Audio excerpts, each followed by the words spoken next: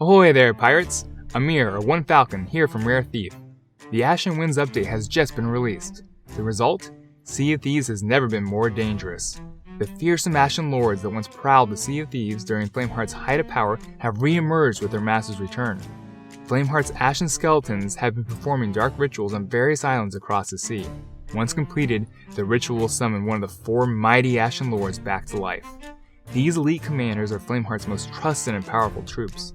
They were a force to be reckoned with back in the day, and they are just as powerful now. It's up to us to put these Ashen Lords back in the dirt and take Flameheart down a peg or two.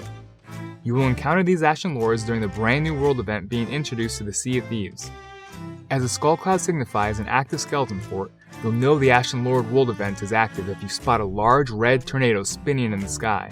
Just beneath the tornado will be the island where the dark ritual is taking place. You'll find the exact ritual location directly where the point of the tornado almost touches the ground. So how do we go about defeating an Ashen Lord and completing the world event? Well, first, there are some things you'll want to know about Ashen Lords before crashing in on one of these dark rituals. Understanding this new threat will help you effectively and quickly conquer one. Ashen Lords are a land-based threat. They move much slower than your average Skeleton Lord, much slower. Don't let their leisurely stroll fool you though. They have many long-range abilities and are also equipped with a Lunge Attack that will quickly close any gap between you and it. Ashen Lords do not use any weapons. Flintlocks and blunderbusses are beneath them, you see. Instead, they will hurl fire rocks and boulders at anyone who dares face them. So how do you damage an Ashen Lord? Ashen Lords take damage from all weapons, gunpowder barrels and cannons, similar to Skeleton Lords. Whatever means you usually use against skeletons will work here as well. Speaking of damage, how much health does an Ashen Lord have? A lot. Though, a unique thing about Ashen Lords is you can tell how much damage you have caused based on which stage of the fight you have progressed to. An Ashen Lord battle is broken up into 3 stages. There are unique tells during each stage that will help you determine how far along in the fight you are. An Ashen Lord's dialogue will go from confident to fearful as you progress through the fight. Their heart will beat faster the closer they are to death, and they will also unlock a new ability at each stage of the fight. The biggest tell that you've progressed to a new stage of the battle is that an Ashen Lord will enter a vulnerable state in between stages. During this vulnerable state, an Ashen Lord will kneel down with their chest raised toward the sky. They cannot deal any damage during this state, but they can take damage. This is your chance to throw everything you have at it. Inflicting lots of damage during this vulnerable state will give you a head start into the damage dealt to complete the following stage of the fight. Once the vulnerable state is over, the Ashen Lord will get back up on its feet with their new ability ready to fight again. Another difference between Ashen Lords and any other skeleton is Ashen Lords cannot regenerate health. Don't expect to find one eating a banana. This gives you some breathing room to step back and regenerate some health yourself. So I keep bringing up these new Ashen Lord abilities. What are they exactly? As I mentioned, an Ashen Lord will unlock a new one at each stage, though they start off with 6 in their arsenal. The first 6 abilities are Fire Breath, where the Ashen Lord will exhale flames from their mouth. This is a close-range attack that will light anyone around it on fire. Fire Rocks. This is one of the Ashen Lord's long-range abilities. The Ashen Lord will pull out a dark rock in its hand and chuck it at its target. These rocks will cause damage but will not light you on fire. They can also be thrown at nearby ships and can put holes in them. Fire Boulders. This is another long-range ability the Ashen Lord can use. You can tell the difference between the rock and the boulder because the boulder is lit on fire and will be lobbed up into the sky before falling down. Fire Boulders cause damage to anything it hits as well as light it on fire. This goes for pirates and ships. Melee Strikes. Ashen Lords have a killer punch. With their large Ashen Cursed arm, they will swing at any nearby foes, causing damage while flinging them away. Lunge Attack. This is very similar to a sword dash that us pirates can use. The Ashen Lords will charge up and dash at its target. This will cause damage and toss anyone hit by it back a good distance. Summon. Ashen Lords can summon Ashen Skeletons at any time to help them fight. The later stages will have more skeletons spawn than the earlier ones. The last of the first 6 abilities an Ashen Lord can use is Ash Cloud. This ability allows the Ashen Lord to create a large cloud of ash, which drastically reduces the visibility of the battle.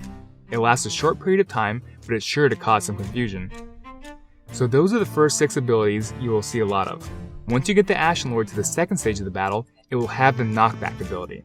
It is similar to Knockback that regular Skeleton Lords have, but if you're close enough to it when it happens, you'll catch on fire. Stage 3's ability is a Doozy. Once the Ashen Lord has been pushed back to its final stage, it can access its World's End ability. This is a devastating attack, where the Ashen Lord can create its own personal volcano. Volcanic rocks will fall from above, and geysers will pop up nearby. Hiding in any nearby water from this attack will do you no good. The World's End ability can boil any nearby water, and the falling rocks can also damage anything below the surface. Now that we have the abilities covered, and you know what an Ashen Lord is made of, let's talk about the battle itself and completing the world event. To complete the world event, you'll have to kill the Ashen Lord that has been summoned onto the island where the ritual took place. Using your preferred method of destruction, continue to damage the Lord until you progress through all 3 stages of the fight and it has finally died. While damaging the Ashen Lord is straightforward, here are some tips we found during the actual battle itself that will help you master the encounter. You will most likely find an emerald crate near the ritual site alongside some resource barrels. Knowing where the emerald crate is will save you lots of time having to go back to your boat or finding an emerald crate to bring with you to the fight. Those same resource barrels and others nearby the ritual site will also have plenty of fruit inside of them. They probably won't last you an entire battle, especially if another crew shows up, but they are handy to have. You'll still probably want to clear out whatever outpost you spawn at or a nearby island for some extra fruit before arriving to the fight. As for your cannons, I know lots of you like using your ship's cannons against Skeleton Lords. That won't fly here so easily. Ashen Lords can attack your ship if it is close enough. Fire rocks will put holes in your ship, while fire boulders will not only put holes, but set your boat ablaze. You can situate your boat far away enough and still be in cannon range without being hit, but it'll be much more difficult to be accurate that far away. Once you find the ritual site, you'll want to find some cover. Finding a place to hide during the World Ends move will save you a trip or two to the Ferry of the Damned. We also found that having a sword equipped helps a great deal with any summoned skeletons. They have very little health, so getting a lot of them to trail behind you in a train and quickly sword dashing them all works like a charm. Using what we know about the Ashen Lords with the above tips, you will progress through the 3 stages like a true pirate legend. Staying alive for most of the battle is very important if you want a chance at grabbing the elusive Ashen Winds Skull.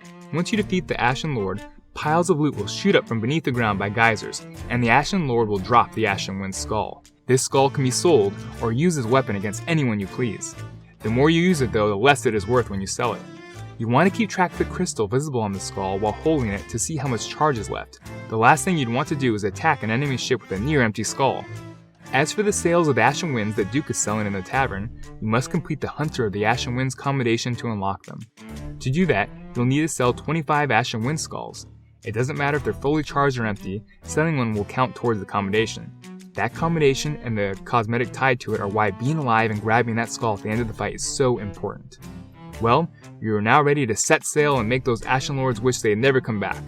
Let us know in the comments below what you think of the new world event and the interesting tactics you discover while taking on one of the Ashen Lords.